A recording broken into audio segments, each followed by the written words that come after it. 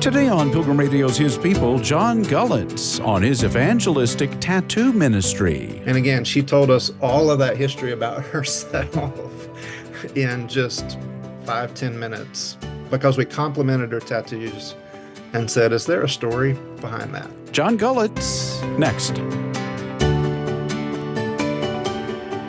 It seems nearly everywhere you go, people have tattoos.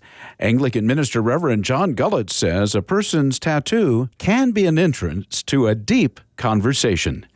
Reverend Gullett, it does seem like tattoos are everywhere. How common are they really? The man that I work with, Al Dayhoff, he estimates that it's over 40% now the population in the United States has at least one tattoo. 40%? How about yourself? One. Okay. Yes. All right. Well, if you would, tell us the story of how you first discovered people's tattoos and that they're often an avenue for sharing the gospel. Sure. Well, I actually was drawn to a young lady working in a coffee shop when I was planting a church many years ago in Johnson City, Tennessee, and I noticed that on her wrists, she had many tattoos, but the one on her wrist was curious to me because it was in Hebrew, and it was the Hebrew word hesed, or loving kindness. And so I told her I really liked it, and she was thrilled that there was somebody there who could read it and knew what it was. And so that sort of sparked my interest. But then just a few years ago, I was presented with the opportunity to know that Al Dayhoff had written a book, which was originally titled God and Tattoos, Why Are People Writing on Themselves? And since then, it's been updated and edited and re-released with the title Tattoos, Telling the Secrets of the Soul. And so as I was starting to plant All Souls Church in Concord a couple of years ago, I am a lifelong learner, always wanting to be involved in some way of continuing education. And so I remembered Al Dayhoff, and I remembered his work with Evangelize Today, and reached out to him, had a conversation, and began a residency in evangelism with Al and learned his story, which is that he was a traditional pastor in a traditional evangelical church for over 20 years, and eventually felt led of God into the wild, as he would say, which is off of religious real estate, and to really live among unbelievers. And in doing that, one day he asked a woman about her tattoos, and he said, for the next 90 minutes, she told me all of her secrets and bared her soul. And he's taught me just what a mind change that was for him. He said, when I saw a tattoo before that, all I could ever think of was, do I agree with that or not? Do I like it or not? And the question he thought to ask that day was, is there a story behind that? And that's what led him into the last 10 plus years of doing over 10,000 tattoo interviews, 7 different countries, and just being continually amazed at people's willingness, eagerness to open up and share the deep parts of their lives with us if we'll ask. So that's interesting for many, and maybe it goes largely, you find this perception in the older generation that tattoos are maybe a sign of rebellion, for lack of a better word, but you disagree with that. You're saying, no, they're telling you something about themselves. Right. I think sometimes it can be, of course, rebellion, and you find the stories are as varied as the people. But I would say increasingly, and I've talked to people who are my age or older, in their 50s or older, who have tattoos, and they say when they first started getting them, there was a stigma against it, and they were passed over for job opportunities because they had tattoos. And they've sort of seen the culture change in their acceptance of tattoos. And so now, most of the time, it is not firstly about rebellion. It is more, again, about story. It's about a person either memorializing loved ones and family, or giving representation to grief, pain, abuse, journey. Really, the stories are endless. Well, my guest today on His People is Reverend John Gullett, and we're talking about tattoo ministry, really. And he pointed to Al Dayhoff, who wrote a book about it. And I think he calls himself the tattoo story hunter, something to that effect. That's right. That's right. You can find Al on all different kinds of social media. His videos on TikTok, have amassed millions of views, and he continues to add them almost every day. So tattoos are personal, as you're saying, Reverend Gullett, personal. And yet a lot of times when we think of personal, we think of private. But you're saying, to the contrary, you're saying they're typically happy to be asked about the tattoos and tell you the story? Absolutely, in my experience. Although, initially, Al has said this, and I've experienced it, that when you first think about asking someone about a tattoo, the tattoo in some ways puts a hand out and says, "Get away from me." But the other hand is beckoning forward and saying, "Please ask me about it." And so you sort of have to get past that initial sense of being put off to ask. And when you do, I've seen people's countenance just so completely change from wondering, why in the world is this priest asking me a question? Why are they interacting with me? I've been purposely trying to avoid him, and why is he coming after me?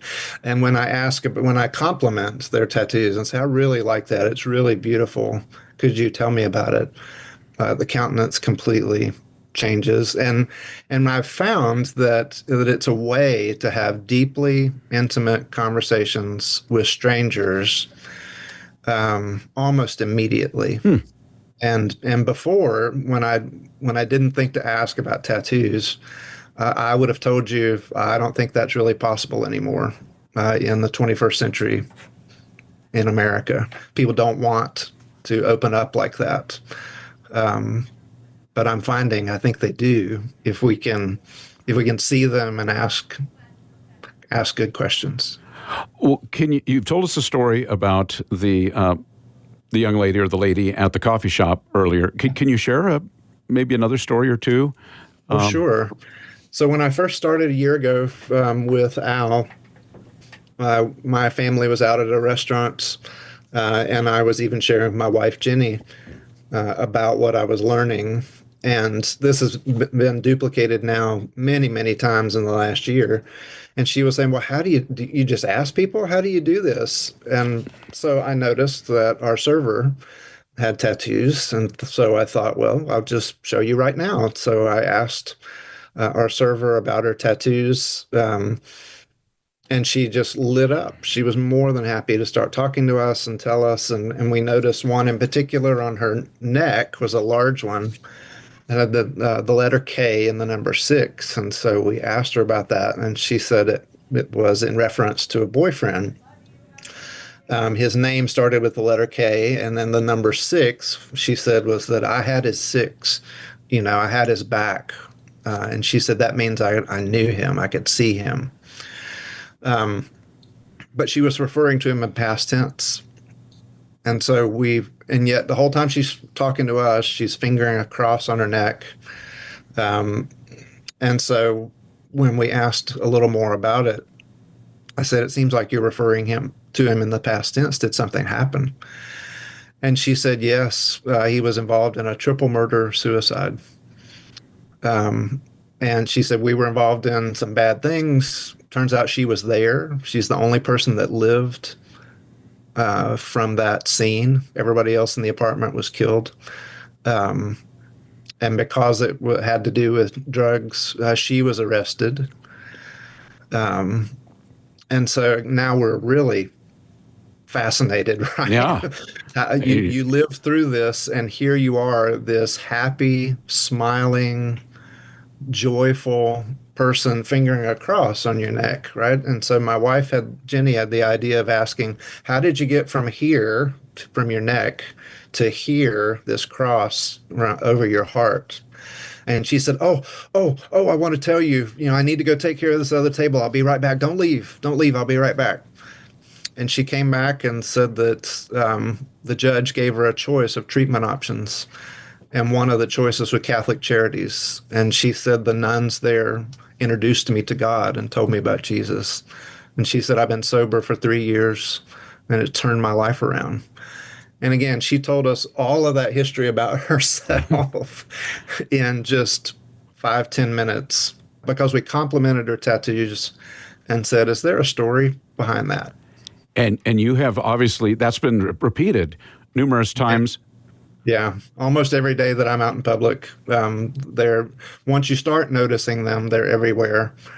And oftentimes servers, oftentimes in different kinds of service industry or in stores or shops or anywhere you interact with the public, you can usually see them.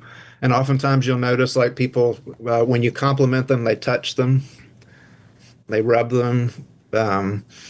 So again, it's communicating. These are deeply personal, real. Even if they say, "Oh, there's no meaning behind it," they're touching it. And if we're patient, oftentimes, the story comes out. And so what Al has said in the research, and I now completely agree with him, having done the research myself in the past year. He says that so many times a tattoo is a confession, search of a confessor. And we don't have any. So we write on ourselves. And he means not necessarily wanting to confess a sin, but the confession of who we are. And we're so desperate for someone to see who we really are and be curious about that and interested in it. And we want to share who we really are. And we're looking for someone who can see that and hold that story, because it then gives us value, it gives us dignity. We feel known in a deeper way. And I even share that when I ask about tattoos, and I'll ask someone about their tattoo, and they start telling me about it, and then I'll tell them I'm doing research, which fascinates them, and they're kind of excited to be a part of it. And I usually take a picture of the person with the tattoo, and then I say, you get a picture of me too, and I get a picture of them with me. And I tell them often, we think a tattoo might be a confession in search of a confessor because we so want to be known. And pretty much everyone has agreed with that statement. And they say, absolutely, that's exactly right. Now, do many, and I know you have a thought to, if the Lord opens the door to share with them the good news, does that happen often? How does it happen as you talk about someone's tattoo? Well, in lots of different ways, because there are a lot of religious tattoos, and a lot of people who would tell you they're not religious will have a cross, will have some other Christian symbol, will have a saying, and they may not even know what it means. It's there because of their grandmother. It's there because of a sister or brother. And so that can be the way that we talk about it. Or they ask about mine, which is a phoenix rising from the flames. And when they ask me, because they like to say, oh, so I see you have a tattoo. What's the story behind yours? And I say, well, it's about life after death. It's about resurrection. Mm-hmm. I believe in resurrection. And that gives me the opportunity to talk about what I believe. So the stories often lead you to the gospel, in a sense. And Al will often say that if we listen long enough, the unbeliever will actually tell us how they want to be evangelized. If we're curious enough and patient enough, they'll eventually say, oh, I used to go to church, but this happened, and that's why I don't go. Or, I saw this happen in my family. Or I prayed to God and these bad things happened. And so, and that gives us the opportunity to respond and tell people how much God loves them. Have you ever had anybody not want to talk about it? Sometimes, again, initially, they're often very skeptical or hesitant, but rarely. There was one young couple that both had tattoos. She was the one I really saw because she had a lot of them. And I went up to talk to them, and again, I had a clerical collar on because I was working that day, and she seemed really uncomfortable. And she Hmm. told me a little bit about her tattoos, but she was pretty skittish. But her boyfriend opened up, talked all about it, wanted to ask more questions, and we had a good conversation. So yeah, sometimes, and it's really, there may not be time, especially if you're talking to people who are at work. It may be only a passing time when you get to say, I just wanted to say I like that. So that could be your initial comment. I'm just wondering, do you say, "Oh, I like your tattoo," or do you mind Yeah. if I ask you? I mean, you just Yeah, I basically. like your ink.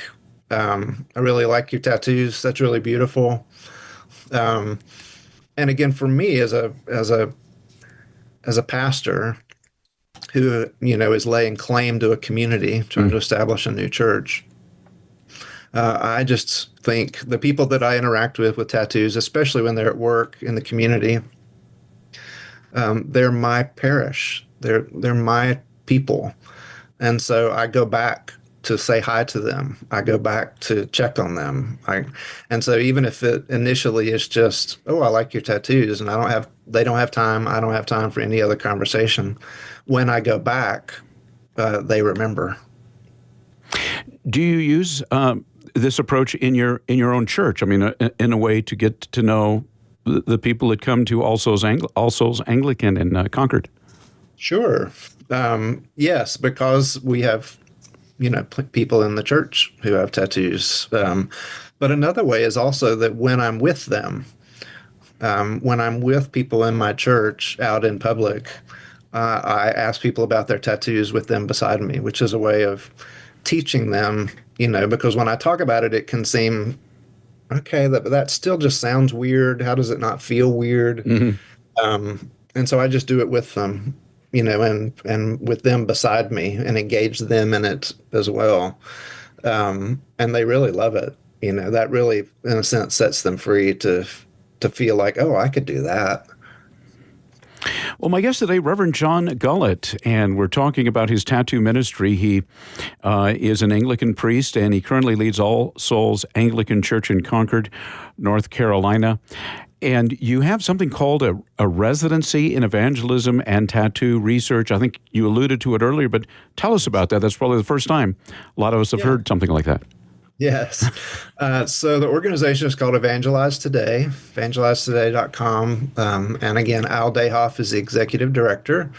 And Al is, available to speak in church. He preaches all over the country. He speaks at conferences on evangelism and things like that.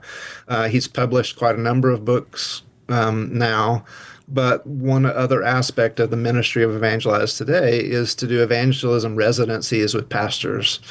And so there are pastors like me who join the residency, and we get coaching twice a month. And he really helps us understand the work that he has done and the research he's doing, and helps us find our own way to engage in that in our own context, so that we learn, can you see them? Can you compliment them? Can you ask, is there a story behind it? And then he has, a 5-question survey about spiritual things that leads to the gospel that we learn. And he really walks pastors step by step in an incredibly encouraging way, and finds that most of the people who do residencies with him, we all end up trying to say, well, how can I find more hours in my day and more hours in my week to be out in the wild with unbelievers so that I can talk with them about Jesus?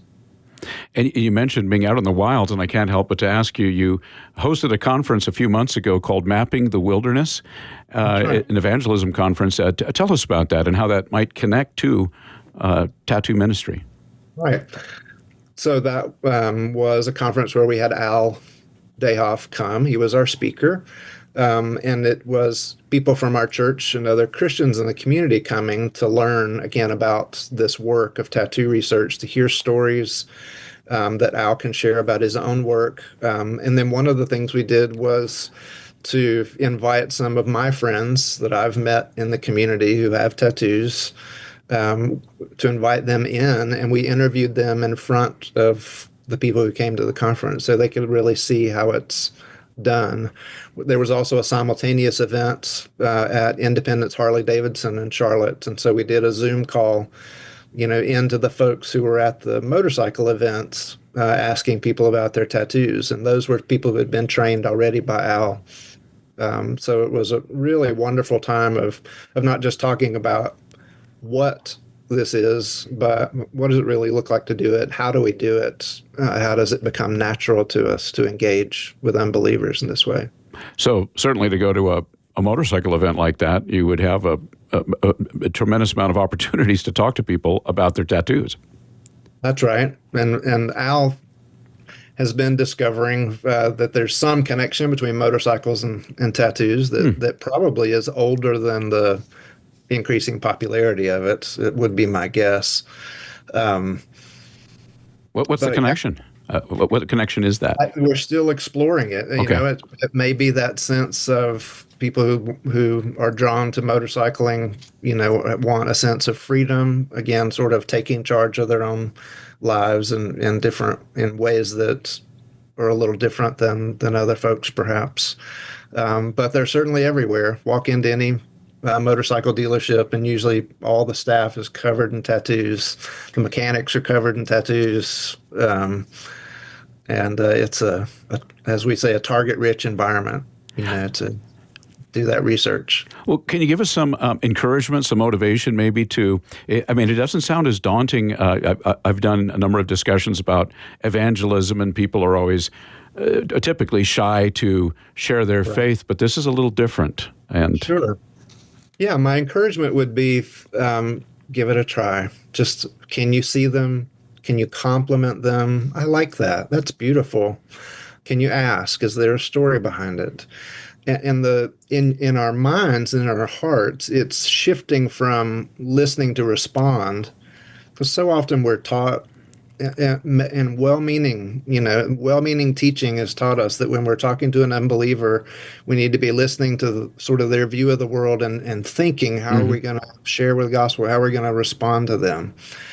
And oftentimes that means we don't hear them as clearly. So can we change to listening to hear, really listening to hear people, and honor them by giving them our full attention to hear their story? And the other part of it is the church. For me, as someone who went to seminary and has been in ministry, I was taught what to say in evangelism. I wasn't taught as effectively just how to engage the unbeliever relationally, in a way that says, I'm interested in you. You look like a fascinating person. I'd love to know more about you. And that posture, especially when they get it from people who they end up finding out are Christians, is often disarming, because sadly they're not expecting that from Christians if they're not Christians already. It sounds like what you're talking about a bit is, so often I think evangelism is more of an intellectual exercise, or you're trying to maybe answer objections, but it sounds like you're talking more about speaking to someone's heart. That's right. Yeah, and hearing their heart. If we think about, my wife Jenny, often likes to point this out, that the first question in the Bible is God saying, "Where are you?" And so many times we have the opportunity, I think, with unbelievers to let them know that God is still calling out that question to them, saying, "Where are you?" And so that calling to their hearts, and saying, "I see you. I'd love to know your story. What's brought you to this place and this time?" Because we are those who believe, right, that it's not accidental. Right. We're having this conversation on this day because there is a living God who longs for more men, women, and children to come to faith in Jesus Christ, and that matters, and that changes the way we can interact with people. We know that these are divine appointments, and so the pressure's off, and we can relax and really seek to look at, to see, and honor the image of God in every person we come across. Well, my guest has been Reverend John Gullett. He currently leads All Souls Anglican Church in Concord, North Carolina. He's an Anglican priest. We've been talking about tattoo ministry, quite fascinating. And obviously, as you were mentioning at the beginning, Reverend Gullett, the percentage, 40% or so of the population, the adult population, has at least one tattoo. Where would you point people? You've mentioned Al Dayhoff. You have your own ministry. People that might want to find out more about this, learn more. Yeah, absolutely. I would say the easiest thing to do is go to whatever social media platform you're comfortable with and search for Tattoo Story Hunter, and watch some of the videos. Watch some of the encounters of people just being asked to share their story. And then if you're curious beyond that, to look for Al's book, Tattoos, Telling the Secrets of the Soul. You've been listening to His People on Pilgrim Radio. Many thanks to our guest, Anglican minister Reverend John Gullett. For more information on tattoo ministry, go to evangelizetoday.com. On tomorrow's program, it's Kelly Kapic on how inefficiency promotes human flourishing. And until you start to see time in terms of relationship and values that are not simply efficiency and productivity, things like prayer will be difficult. Things like going for a walk or sitting down for a long meal, all of those things become difficult. And those, I think, are signs that something's gone wrong. That's tomorrow at this same time, right here on His People. Thanks for listening.